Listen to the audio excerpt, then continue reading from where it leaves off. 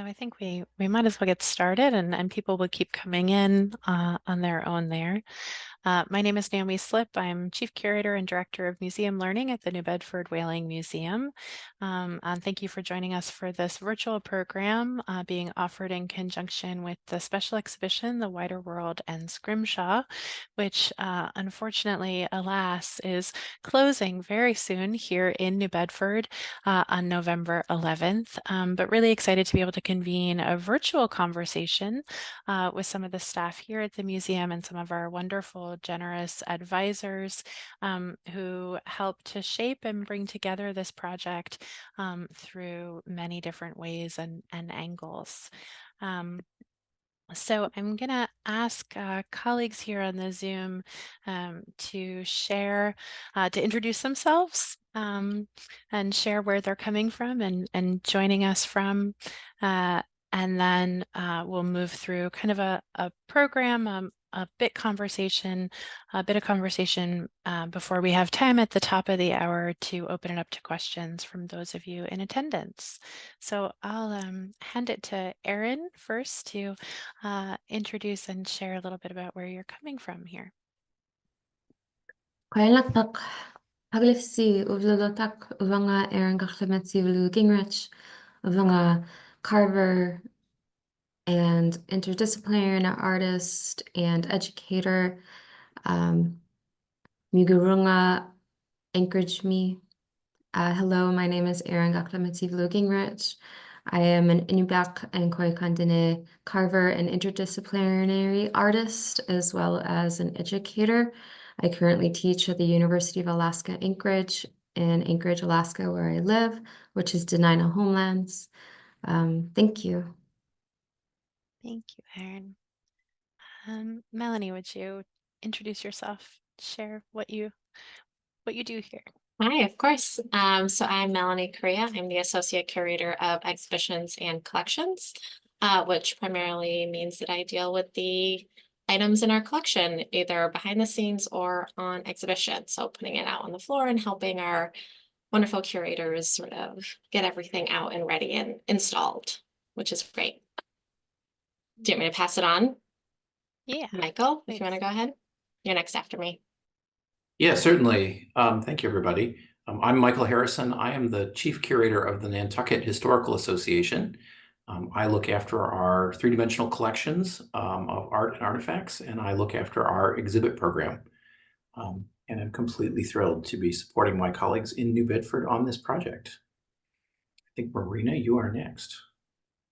All right, thank you. Thanks, everybody, for being here. My name is Marina Wells. I'm Assistant Curator of History and Culture, also here at the New Bedford Whaling Museum. I'm just upstairs from Melanie and Naomi as we speak in New Bedford. And as we were finishing up the Wider World and Scrimshaw, I also was a grad student at Boston University, finishing up a dissertation on masculinity and whaling art. So this is all important, interesting stuff. And yeah, it's been a pleasure to be a part of these conversations. Well, thank you, everybody. Thanks for sharing a little bit of who you are and where you're coming from. We'll have a lot more opportunity to engage more with each of your really integral roles in the project. I'm going to just provide a brief overview of the exhibition for folks on Zoom who may not have been able to see it or who are wondering sort of what drove the impetus of the exhibition and what kind of shaped the project to end up where we are. So if I just pull up a PowerPoint here. Okay. Can everybody on Zoom see that, my fellow panelists? Okay, good, success. All right. So the New Bedford Whaling Museum has an extraordinary collection of what has been traditionally defined as scrimshaw, or the art of carving on the byproducts of marine mammals, including bones, teeth, and baleen, while on a whale ship at sea during the peak period of commercial whaling, really of the 1800s. And the Whaling Museum has been one of the forerunners in scholarship around traditional scrimshaw, publishing numerous really significant publications on that area of the collection and installing a number of exhibits around it, as well as supporting the scholarship of many others in the field through the efforts of our collection and curatorial and scholarly practices. We also have extraordinary collections that relate to communities around the Pacific world. And this exhibition was an opportunity to connect with communities and individuals across that space and scholars working in this area to think about intersections and points of connection between the histories of whaling and its legacies, both here in our region and then across the territories of the Pacific writ large. And one of the things that we wanted to unpack in particular was, I think, what is a persistent public belief about American whaling that persists despite really significant scholarship over decades by individuals including Skip Finley, Mary Malloy, Ryan Tucker-Jones, and others, that commercial whaling in the 19th century was somehow the domain solely of white New Englanders. And because of that myth, there are related expectations about scrimshaw. And again, this is sort of in the public imaginary, that it was primarily done by white whalers. Now, as many have shown, as mentioned, whaling was extraordinarily diverse, and crews included people from various native coastal groups in the what is today the territory of the United States, people of color, individuals from a variety of backgrounds and ethnicities, as well as those that joined up in various different ports of call, from Cape Verde to the Azores, St. Helena, Brazil, and many of the Pacific Islands, including Hawaii, Aotearoa, Fiji, Samoa, Tonga, areas of the Pacific Northwest, and all along the coast of what is today Alaska, all the way into the Arctic. And while individuals from those communities may have served on shipboard, they were also deeply involved in the activities of whaling, either through supporting trade and the networks and expanses of the reach of whaling, or through other forms of exchange. And through those points of contact, we have various complicated legacies of settler colonialism. Missionaries and settlers quickly followed whalers throughout these territories and spaces, and the impacts of those activities continue today with long reach. So what happened in these spaces? How did people, animals, and materials move through and between them? And what happened after? These were some of the questions that we wanted to ask. And that was really sort of one of the points of departure, to think about the cultural, economic, and material exchanges of the kind of reach and spread of whaling and its legacies and impacts today on people, places, animals, and ecosystems. And then to think about the items themselves within the collection as material bodies or items that tell stories, that carry meaning and messages through often the act of carving, building upon traditions and other histories. But first, to situate you, if you have not been to the museum, we are the Old Dartmouth Historical Society, and we were founded in 1903. We have a rather expansive campus of 10 buildings that stretch across a city block, a large and diverse collection, a rotating exhibition program, and many visitors that span local and regional residents, global visitors, and school children. The exhibition, as I just described, was really invested in interrogating questions about identity, place, and materials, and considering how exploration, relationships with marine mammals, internal and external whaling practices all impacted the production of material culture in the Pacific world between roughly 1700 and today. And I'm just going to take you through some pictures here. And here you see a group, Marina included, along with Cora Al-Nafeiki Twist, Maori and Nuian barkcloth maker, heading into the exhibition out of the main public space during the opening events in June.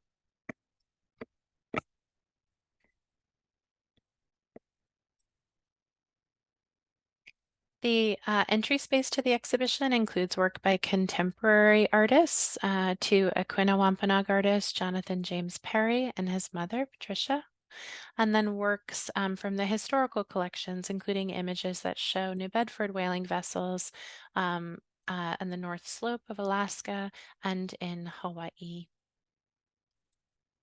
The entrance to the exhibition is centered by a number of different kinds of maps and mapping systems, including a very large spillhouse projection map that shows the world as one ocean. Here we are with a group walking through the exhibit, and you see the collection of items behind me, including a navigation chart from the Marshall Islands, with a busk of carved baleen that includes a small incised image of a navigation chart, a similar form. The exhibition takes you through various different carving traditions from across the Pacific. Here we're moving through a space that includes dance wands and paddles, paired with items including needle cases and fids and busks that are more traditionally associated with scrimshaw, but in this case were made by makers from many different cultural backgrounds.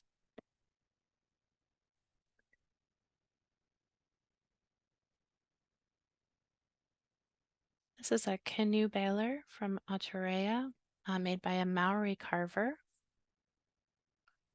And it's in the middle of a case, including items from Papua New Guinea, Tonga, and the Caroline Islands. Beyond, you see items from Fiji, and to the right, a case installed that combines coconut dippers. Oh, here we go. Another traditional sort of scrimshaw form with other sort of vessels, including those made from gourds, coconut, and wood.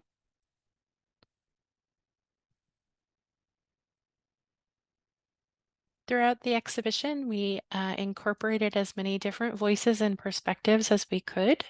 We were very lucky in the project to have 22 incredible advisors, including Erin and Michael, who are joining us here, as well as many others coming from different parts of the world and bringing different perspectives to bear on the stories the exhibition could tell. Throughout the exhibit, much of the text that you see highlighted in orange are those voices of external contributors, adding something to how visitors in the exhibit might understand the items on view. We selected about 25 sperm whale teeth, which are included here in the exhibition and speak to points of connection across the Pacific world, sharing images of places in the Pacific and also the stories of encounter with both people and also with the whale whose tooth we see here.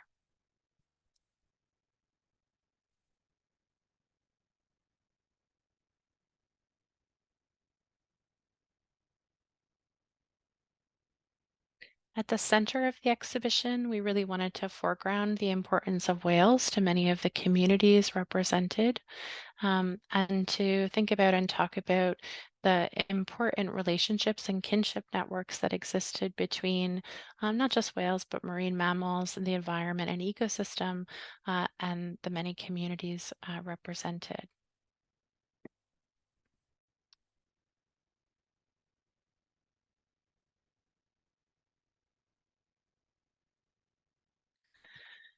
Many of the items in the exhibition were created explicitly for trade or as souvenirs by community members for external audiences. And we see some examples here of items made in that fashion.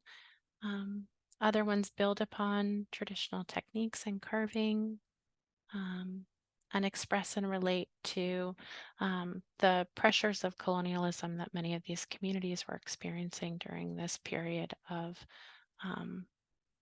assimilationist practice.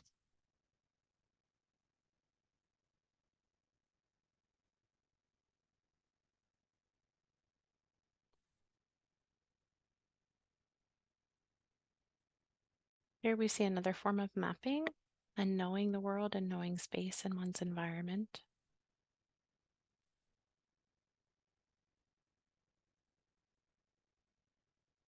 Throughout the exhibition, we were grateful and lucky to work with about a dozen contemporary artists and poets and culture bearers who contributed works to the exhibit. On the back wall there, you see a large bark cloth from our collection made in about 1880, and a piece on the right by Cora Allen Lafayette Twist made in response. Throughout the exhibit, there are moments where items are placed into conversation with contemporary work or contemporary voices. And the goal in that practice was very much to foreground continuity and cultural traditions, as well as survivance and continuance.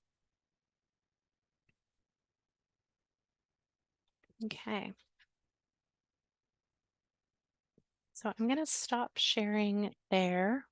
And hopefully that gives people a sort of brief look at the exhibition, a sense of what it looks like.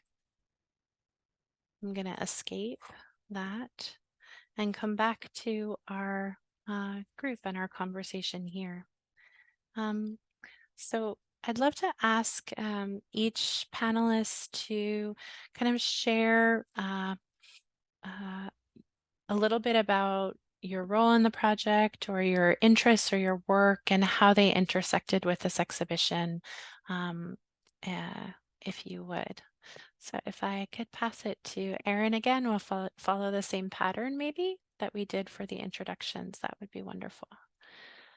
Thank you. Corinne and Naomi. Yeah, I was invited to participate in this project through advisory and research. So I was given this opportunity to travel to New Bedford and visit collections and then create a response to my time there and my time with ancestral belongings. It was a really quick turnaround and trip, but it was really wonderful to get to spend time with the archives as well as the cultural belongings on location there, and see what is traveled so far away from Inuit Nunaat up here in Alaska. Inuit Nunaat is Inuit homelands, and yeah, it was a very fascinating thing to participate in. I also got to participate in advisory through meetings and give feedback and input on some of the plans and ideas for this project, which was also wonderful because I got to have some really good conversations and get in depth with some folks about different concepts that could be really useful in this space and in relation to this topic. My contribution specifically, I created a short essay in response to visiting two cultural items, one being a kulik or an oil lamp, and the other being a petiksiak or a drill bow handle.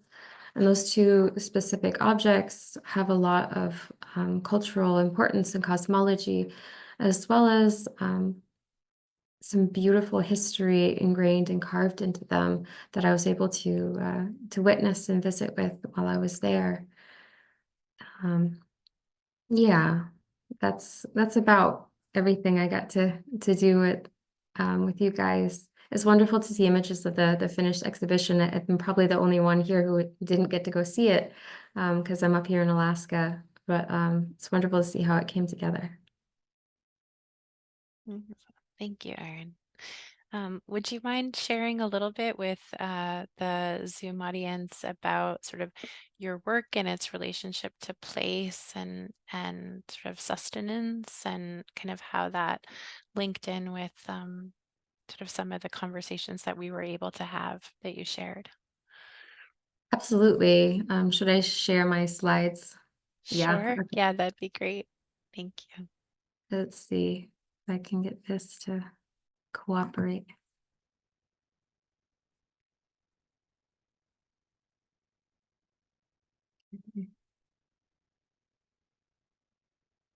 So I am a carver, like I mentioned, like that is my first and foremost thing is I am an artist. I'm a wood carver and I make representations of the wild beings that have cared for and sustained my indigenous family as well as me perpetually. And so I engage in this form of research and creation that requires time on the land and time in relation to wild places and wild beings. Here you can see some work in progress. These are some iglukpik or salmon pieces that I carved for a large-scale installation at the Anchorage Museum. So, yeah, my carving practice is about this idea of establishing relation, and it is about interacting with this cosmological and critical understanding that things we harvest and are in relation to in our homelands are gifts, and we need to create reciprocity with them in order to maintain those good relations. This is my first seal mask, which I carved, our first Nachik mask, which I carved in 2012. My work is often carved, painted, and beaded, and I'm starting to expand that practice to include photographic, film work, and projection, as well as design work. But yeah, reinforcing this idea of relation through and this idea of reciprocity is critical to the thesis of my work, which is about taking care and taking witness to the things we get together and be in relation to. Salmon in particular have always been really important to me and my family. I have family on the Yukon River, as well as in Sitnasak and Ukqiavik. And these places are able to be lived and maintained in because we were kept there by our relations to the wild beings that give themselves to us, who allow us to be in these cold and wonderful, beautiful places. So I often represent salmon often in my work, but beyond that, I identify all the critical beings that whose presence really cement our deep relations and ancestral knowing to our homelands in Inuit Nanot, as well as Koikandine homelands in the interior of Alaska. But in relation to that, I was able to respond to the whale cosmology section of the exhibition, specifically because these deep relations and deep ancestral connections are inherent to me as an Indigenous person, and interacting with them, highlighting them, and depicting their reality is so important to me. As you can see here in the salmon piece, they're without their heads, and there's these blood strands dripping from their decapitated forms, and this depicts the reality of living with salmon and working with it and accepting their gift, is that when you get a salmon, it's a bloody, slimy mess that's beautiful and so critical to the reality of being in relation to wild resources and taking care of them. And so the whale cosmology section of the exhibit was so important to me to get to speak to that a little bit more and talk about these deep relations that we get to have with wild resources.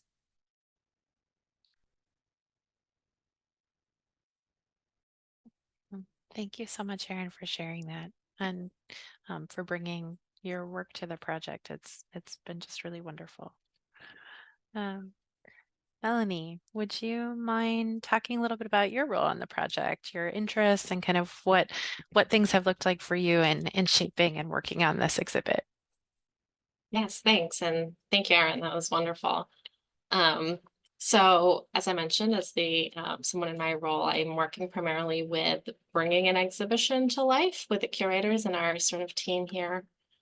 So a lot of what I did was work with Naomi on sort of the panel designs and taking all of the wonderful text that the contributors had provided for us and laying that out in a way that makes sense in the space, and also working with our collections team and preparators, who I think the final count of the exhibit is somewhere around 330 items, and each one is very specific, and it's, you know, it's a very, they're shaped, they're carved, so we had to make individual mounts for each thing, which took a number of months and a lot of time and effort, which was it's really wonderful, that sort of behind the scenes work, because we are like intimately working with these objects.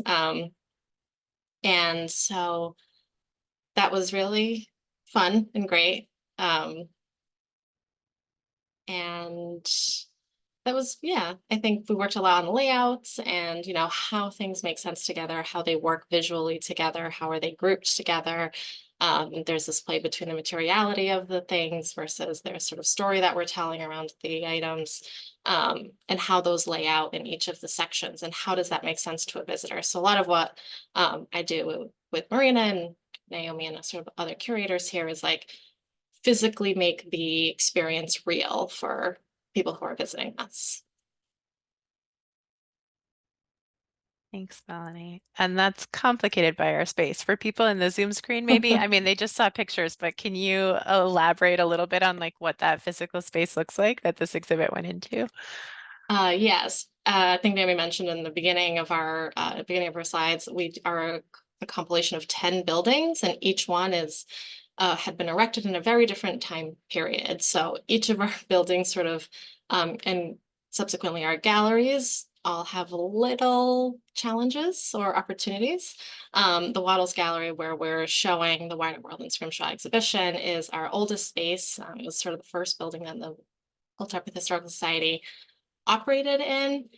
And we have kept a lot of it intentionally original, right? There is wainscoting and original tile and original woodwork and a fireplace and doorways and structural items that we have kept in place. But because for that reason, it does make it challenging, right? So like there are sort of museum standards that we would like to apply and sort of center lines and visuals and how things play with each other and where you want things to hang. But with the wainscoting at a certain height, you have to hang things above it. So yes, that space is very fun to hang in. We've gotten good at it, but it does make, especially things in this exhibit, right? There are a lot of little items and figuring out where do you want to look down at something? Where can you hang something that's up above? Or how far away do you have to be to see something? And like, are there things in the middle of the floor? Is there enough space for people to walk around? So yes, the space is challenging, but it does make for a sort of interesting installation. Thank you. Thanks for sharing that. Yeah, of course.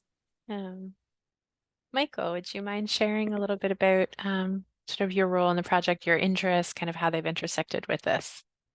Absolutely. So I live over on Nantucket, sort of sister whaling community here in New England, New Bedford.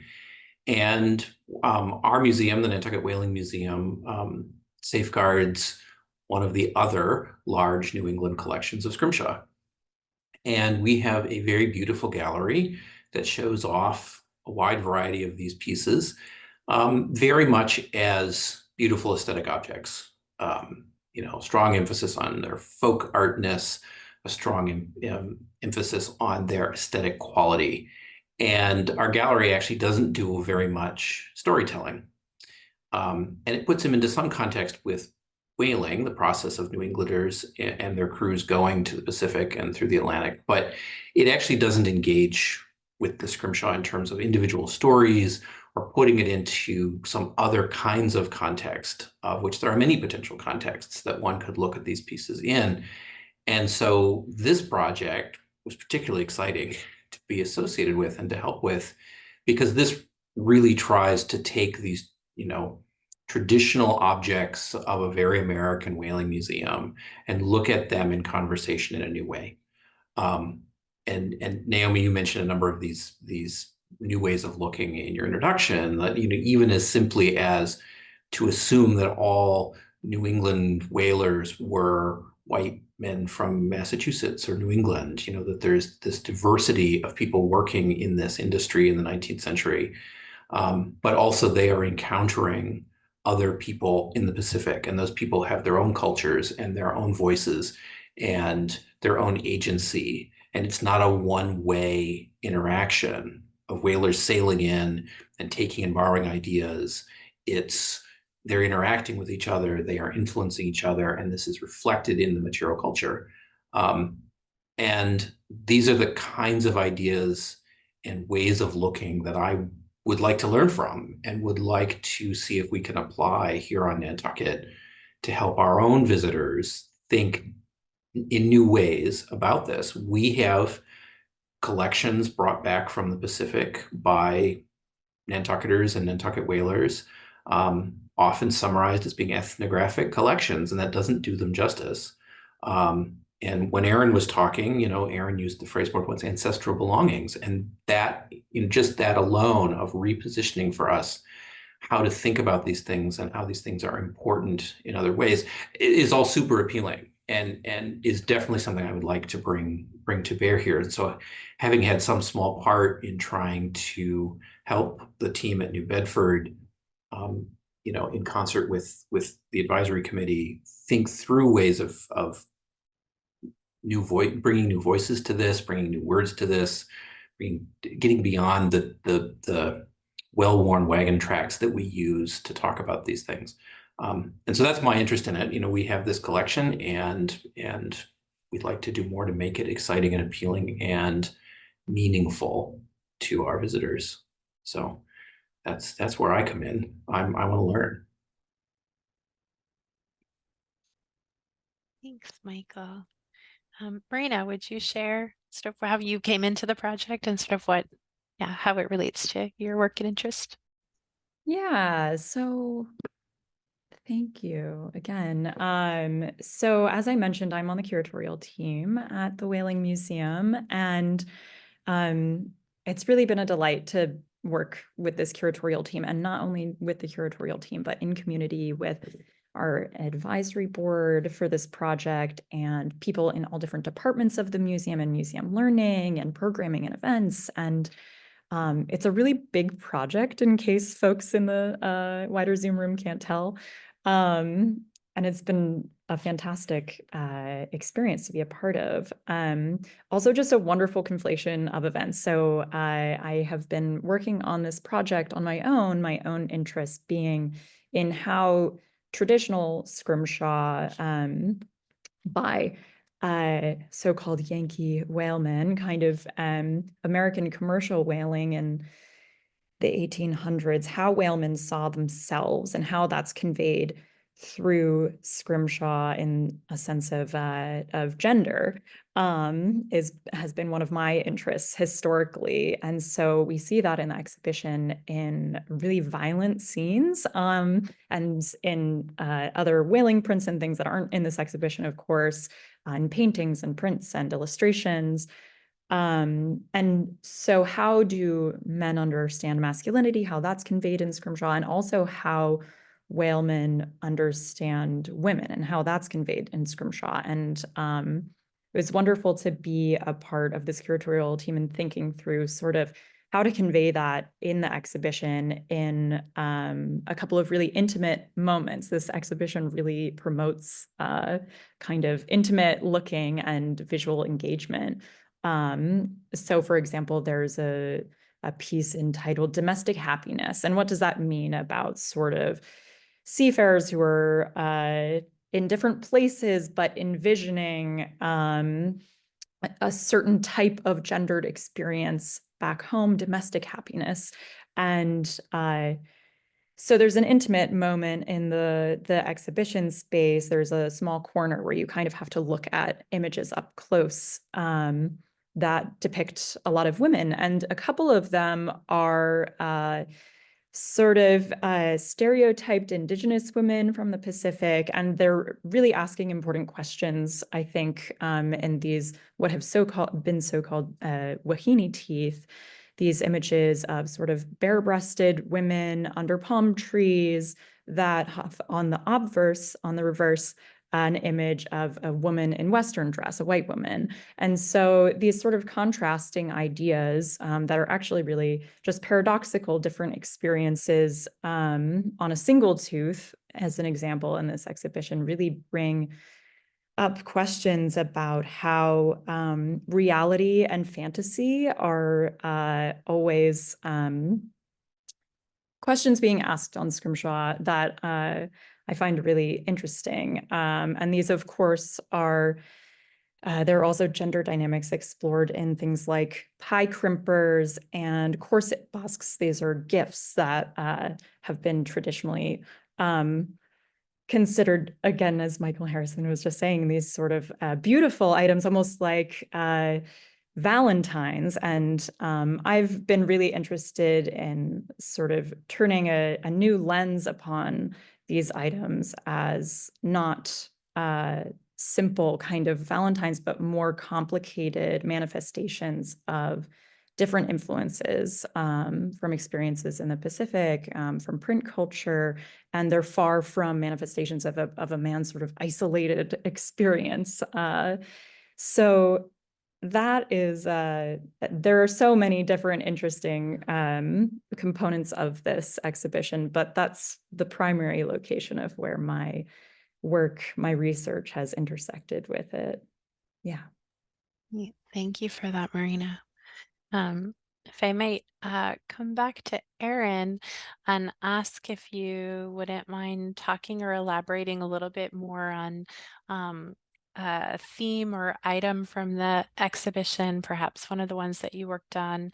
And one of the things I might pull out as kind of a point of connection between what Marina just shared is one of the interpretive texts in the exhibition points out that whale bone and baleen are a thermoplastic, right? That they absorb the heat of the body. And this is an observation that Marina brought to the project that I think has been really important toward thinking about the presence of these animals and the material, and then the body of the carver and the user and the wearer, and how all of that sort of knits together. And Erin, I feel like that's a really, for me, maybe makes kind of a powerful injunction toward so much, I think, of the thinking you do really richly in the work that you've been engaged in.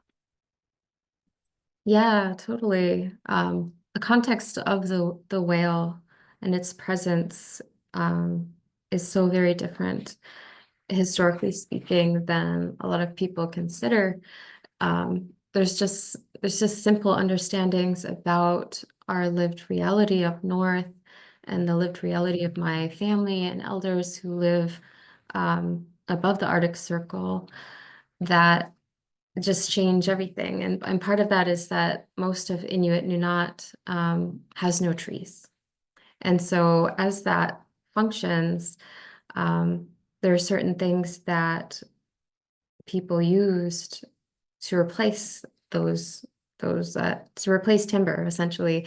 And part of that is very much present within the whale itself. And so the whale bones were used historically by my ancestors to build their homes. They lived within the ribs and bones of a whale in many ways, to construct old kasagi or sod houses. So whale wasn't just, this sustenance, it was a building material, it was an artistic material, it was our source of light. Whale oil was used to heat and used for cooking in our whale oil lamps or oil lamps. Seal oil was also used as well. And so those two wild relatives provided so much for my ancestors and so much for community, and still do, very much so. Those relations haven't been lost. They're still very much present. Now, Native folks have to negotiate with the government in order to do those things, and there are certain obstacles or challenges to those relations, like the Marine Mammal Protection Act, which creates certain kinds of boundaries for some folks, but not everyone, to be in relation and continue practicing these forms of harvest. But yeah, the whale provided so much more than just food, but it provided what we lived in. It provided so much of the carved material that was made. And there's so much within that too, because it's this tangible form of relation, and it holds so much of our tangible history as well. The Petitiak that I got to visit, or a bow drill that I got to visit while I was in New Bedford, had on its repeated forms of animal hides.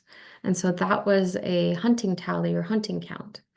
that carved object held, it holds, it does presently, this count of a season's harvest. It allowed the carver to speak through this material and create tangible, something that was meant to be remembered, which was the gifts that they had received through hunting and through deep relation to place and through deep relation with these wild resources, and taking stock of what they were given, which really re-cements this idea of reciprocity and witnessing and being aware of your place in the systems that you live in, to be aware of your homelands and how you are in relation to them. Yeah, it's fascinating to consider that, like, primary timber sources up north are like driftwood, and so you get what you get, and that yeah, those animals made homes for my ancestors and kept them warm in so many different ways.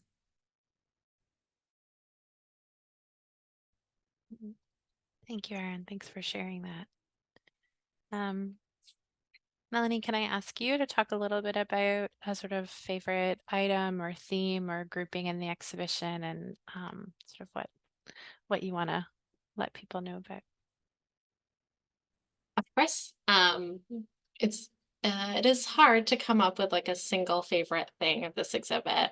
There's, a lot of really great thought that went into all of the items that are obviously on display. As someone who deals with like the installation and with the sort of the logistical aspects of things, a lot of what I react to favorably or sort of like is my favorite thing are the things that like come out, the vision comes to fruition, right? Like, or it surprises me in some way. I don't know if you have the slides, if you wanted to share, but one in particular is this built-in case that we had created just for this exhibition of boxes. And originally we were like thinking, we have all these wonderful boxes we want to display, right? These containers, these vessels, and like, how do we do it? And it felt more straightforward, right? And it's one of those things you can't really do it until you're in place. A lot of the stuff you can do ahead of time, but because that was a custom built case, we didn't have it ahead of time to plan. So it was something we had to sort of do while we were in the spot. And we created that with these floating shelves. And thank you, there it is. And so that was that was one of the things I think like stuck out to me as a favorite installation, in this sort of like visual sense, right? Like you could step back and look at it and see everything at once, and it worked really well in a way that I was like really pleasantly surprised by. As an individual item, the framed tapa that we have, the historic one that sort of hangs now with Cora's piece, is incredible. It's something that I have, as someone who works the collection, like I have seen it before, but had never been framed. It had never been put on a wall. Every time I'd ever seen it was in storage and not maybe, not in like exhibit quality lighting. And seeing that up on display in the way that it is now, it's like breathtaking to stand in front of those two pieces. And the way that they're exhibited together, right? Having the historic and the contemporary together feels really magical to me in the space. Thanks, Melanie. Sorry for my technical challenges. No, I that's think, okay. could people see the box? Could you see the container display? Did it work? Yeah, I saw it a little bit, yeah. But that's great. Thanks for doing that. All right. Okay. Michael, would you mind sharing a little bit about a grouping or item that you found particularly meaningful to work on? I know you contributed text for the catalog and on individual items, and obviously also have a lot of engagement with groupings and items on view. I was going to say keep the slides up because I was going to refer to one, and it's actually the Happy Jack and the Alaskan carvings. Well, a number of things. I was lucky enough to be asked to provide a essay for the catalog, and that actually takes a look at the landscape of traditional writing about whaler Scrimshaw. And one of my takeaways from doing that is that Western commentators about Scrimshaw have been saying the same things about it for a very long time. And it's really nice to try and see in new ways and really try and get behind the things. Not that what people have said in the past was necessarily inaccurate or wrong, or that their viewpoints should go away, but that there are other ways to consider this material. And here, so this is in the show. Depending which way you circulate through the exhibition, you either sort of come upon this relatively early in your experience, or you come upon it after you've seen quite a bit of other material. And there's explanations here of time and cosmology, sort of along the Alaska coast. There's a lot of walrus carvings that were done at times when there was major influxes for the Yukon Gold Rush and influxes of people from America coming up into Alaska. And a lot of the ivory carving that's shown in this section is created around 1900, 1910. It has often been talked about in the literature as an extension of whaler Scrimshaw. It is Scrimshaw, it is in Western style, it's depicting things in Alaska, but in ways that whalers have been doing for 50 or 100 years. And what's really great here in the presentation is that it is put in conversation with other forms of artwork from this region that are not Scrimshaw, but that are visual representations. The carvers are depicted because they were known people at the time, their names survive. There are postcards and photographs of them, and there is lovely photographic work in this section that you can't see in this detail, but of like, you know, here is the carver, here is his work cradled in his arm. It's not presented, I mean, these things were often created in order to have things to sell to the Americans and the Europeans who are coming to this region. And in that sense are a adaptation and a change from whatever traditional carvings would have been being made in this region otherwise. But I particularly love this conversation where there has been a traditional way in whaling museums to look at this stuff, and that has been turned here and put in context with other ways of depicting the environment and the people of the region, and looking at some of the beliefs in the region. It's lovely. It's lovely. It's exciting. The work is high quality and always has been, but seen in a new way, it is just that much more exciting. So this was really important to me. We have some of this kind of material here on Nantucket. Much of it is not on exhibit, and I'm kind of enthused to maybe bring some more of it out and talk about it in ways that sort of mirror what my colleagues in New Bedford have been able to do here. In terms of my modest contributions to what's actually in the gallery, I was asked to write some interpretive text for a few artifacts. And as with all museum exhibitions, you make a deep dive into things, and then not all of that can appear on the wall or in the gallery, but you have to understand at a certain depth before you can back out and say something simple and meaningful for your audience. And so Melanie was mentioning about the display of boxes and containers. There is one there that is a particularly meaningful box made out of whalebone. And it's often been presented and published very much about just, it is a beautiful work of art unto itself. It's well crafted, it's beautiful. And it's a band box, round box. It's whalebone that has been molded and shaped. And then the terminations of where the bone comes together are carved as hands. So it's often been talked about in terms of that reference to the human body. But when you actually look at the story and dive down into the story of Caroline Young, who received it as a gift from her whaler husband, Horace Young, after he abandoned his whaling command in New Zealand, decided, I've had enough of that. And he went and opened a hotel in Chile and invited his family to come down and live with him, which they did for a while before he was tragically killed in a yachting accident. This is an object he made for his wife. It is an object that his wife and children took away from Chile after he died and kept and had in the house. And it went to his youngest daughter, and she kept it and treasured it. And it is like the container of their hopes and dreams. You know, it is a meaningful, powerful object. And it is a reminder that so many of the objects, in fact, perhaps all the objects in the show, have deeper stories to them that connect to human experiences. We may not always be able to reconstruct exactly what that experience was for a particular object, but the ones where we can remind us that it exists for most of them. And being able to inhabit that imaginative space and realize that and provide that gift to the audience, I think is one of the reasons that we do exhibitions. So I was very excited to be able to contribute that. And I will apologize for giving my colleagues at New Bedford a very long write-up about that object to add to their files, having pieced together Caroline and Horace's biography from various sources.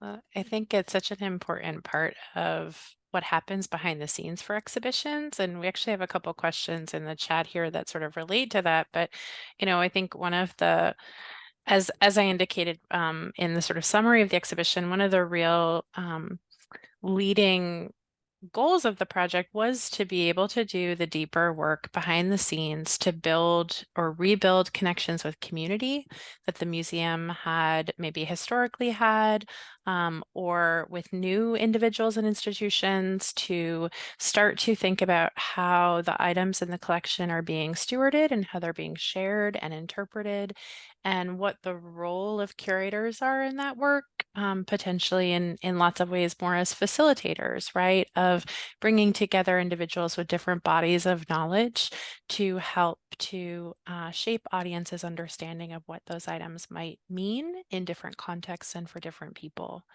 And so, I think the work that happened for the exhibition, you see some of it in the physical exhibit itself, but so much of it has felt to me like the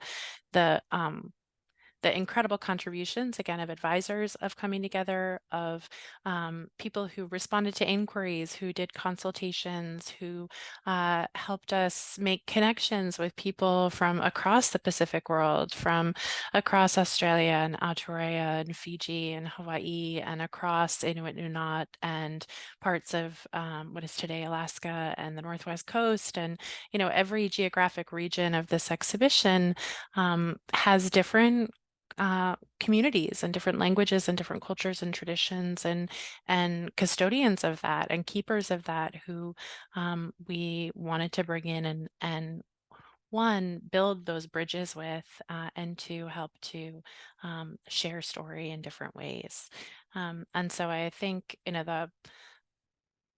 it's been really incredible working on this project because so many exhibitions are ones where you work toward the goal of opening the show.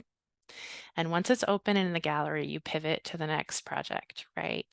And then when the exhibit ends, it closes, the things go back into storage, and the project closes and concludes, right? And for me, and I've said this in different contexts, but I think this exhibition was a big, wide, loud opening of our doors. And hopefully that's how it's felt for contributors and advisors and visitors. And hopefully the project continues for many, many, many, many years through all the different points of intersection that we've been able to create. So that was kind of a bit of a long kind of bridge off of your note, Michael, but hopefully also addresses a couple of the questions that came in the chat around the work of the exhibition, which I think is visible in some ways, but invisible in perhaps maybe some of the more important ways. We're sort of just at the top of the hour here. I do want to make sure that we leave time for people who've attended, and thank you to all of you who are here and in the Zoom room to be able to ask questions. I also would be remiss if I did not plug that catalog that we've been mentioning, which you can pick up and which has, as mentioned, these really beautiful contributions from colleagues and folks here in the room.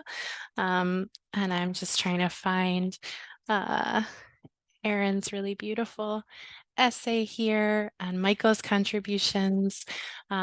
This is a pretty wonderful piece that I hope people pick up. I also would be remiss if I did not thank the funders of the exhibition who allowed it to come together and to allow us to be in this space and think about these big things. So the exhibition and catalog were funded by support from the Henry Luce Foundation and the Terra Foundation for American Art, the Siri Foundation, the Decorative Arts Trust, the Jessie Bell DuPont Fund, furthermore, a program of the Kaplan Fund and the National Maritime Heritage Grant Program. So many thanks to them for helping bring this project to life. And now I'm happy to open it up and see if anyone in the Zoom space has questions. You can type questions in. And I see we've got a couple here. I can also unmute you if you'd like to ask questions of those in the Zoom space or some bigger kind of general questions about the project. Happy to answer anything.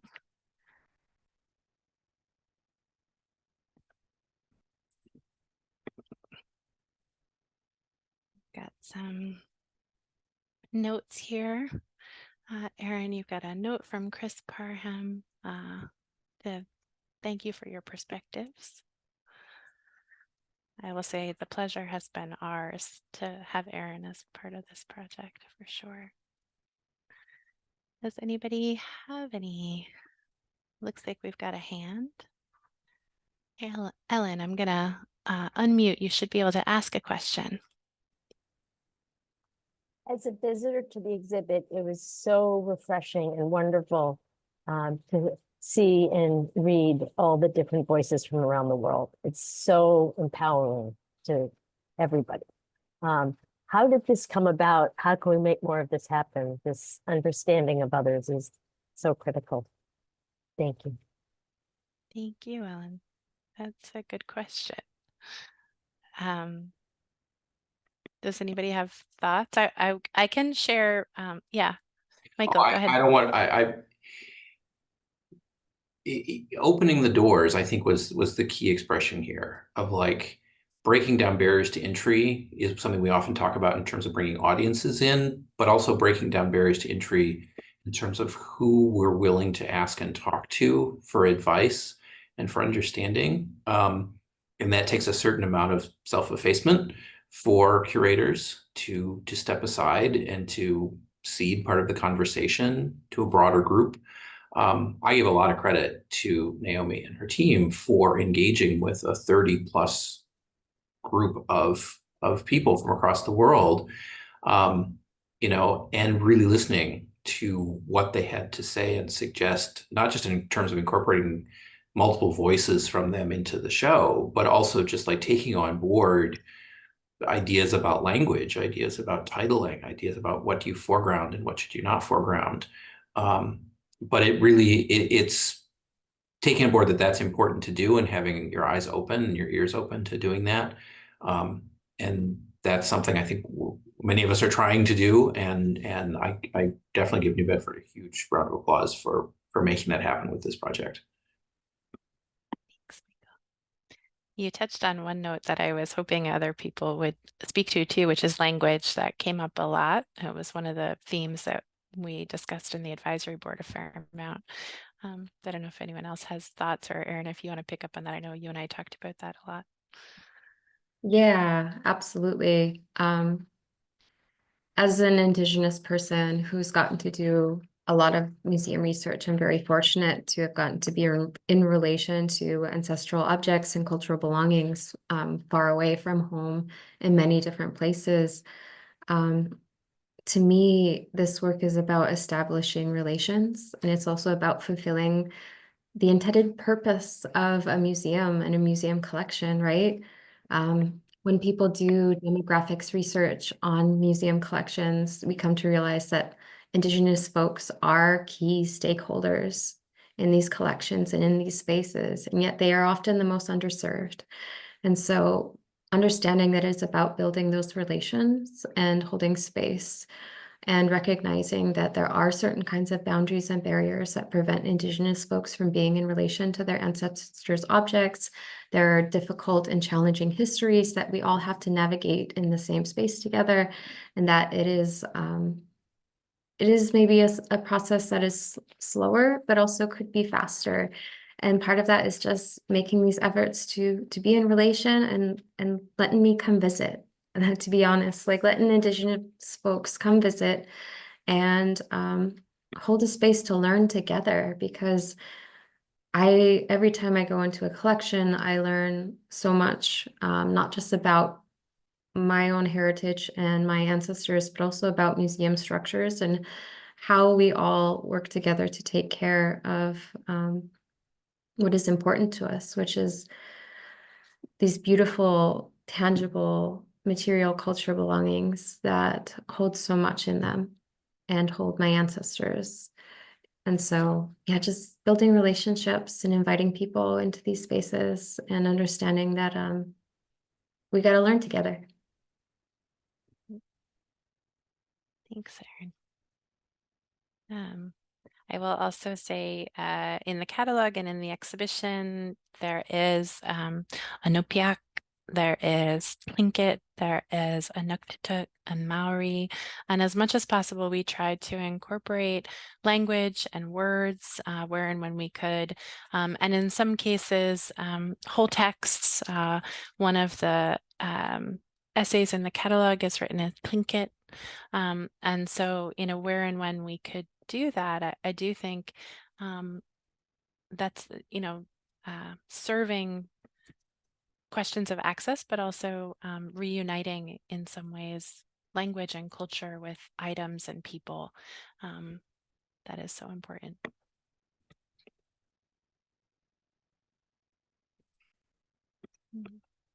Well, we're a little bit past the hour here. If anyone else has any questions, happy to take them. But if not, I want to thank Marina and Melanie and Michael and Erin for joining us from where they've come from in the world and for being a part of this project. We have one more program related to the exhibition on November 6th. We'll be screening the feature-length documentary film Keep Talking, which is about language, a program in Alaska for the survival of a native form of Alaskan language. Sorry, inarticulate. I'm trying to find the time of that program. But if you're in the area, please do come and join and watch. It's about language reclamation and is an incredible film that documents the work of a group of women who are maintaining their native tongue with only 40 native speakers left. So please do come to that. And otherwise, thank you for coming. And thanks to everyone here for joining. Really appreciate it. Thank you, everyone, for being here. Bye. Thank you. Goodbye. Take care. Thanks. Bye.